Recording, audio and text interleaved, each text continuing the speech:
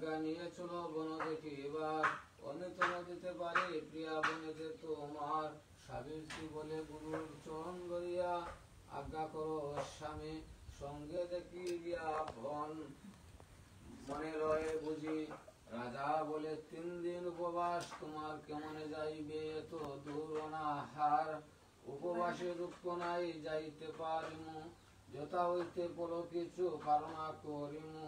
সত্য করি অগতে মাগিয়া লইছি বর স্বামী সঙ্গে যাইব বনের ভিতর কোন কার্য বলে বধূ বল যাইবার ইচ্ছায় অদৃষ্ট সিদ্ধি করিব গো তার জগবধূ স্বামী শোনে দেখো গিয়া বন বিলম্বিত না করিও আসিও তথাক্ষণ সত্যবান বলে যে গুরুর আজ্ঞা লইয়া কাষ্ঠ কাটিতে যায় সাবিত্রী সঙ্গে লইয়া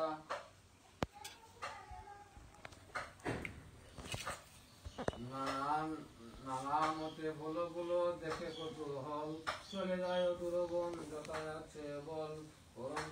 করণী বলিয়া ফল মূল সাবিত্রীকে দিলা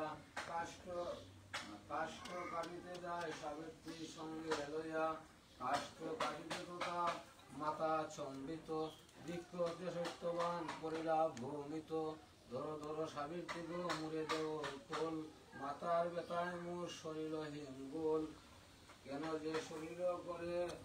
পরিপুর অন্ধকার তুমি হেন চন্দ্রমুখী না দেখিব আর সাবিত্রী গুরুতে মস্তক দিয়া নিদ্রায় যায় সত্যবান মূর্ছা হইয়া নারদ ঋষির বাক্য হইল প্রকাশ্যা ইচ্ছা করি সাবিত্রী দিরাতি রেখা যদি আমি সতী হই চালিও নিঃশ্বাস রেখা মধ্যে যে আছে সেইও ও নাশ হেনকালে চিত্রগুপ্ত দ্রুত বাটাইলা সত্যবান করবারে সম্মুখে আসেলা এত শুনি যমরাজ আজ্ঞা দিলা দ্রুত আনন্দিয়া সত্যবান ব্রহ্মতে দ্রুত লোহার মুদারোরা হাতে কালদণ্ড লইয়া সত্যবান কুমারেরও সম্মুখ হইলাও গিয়া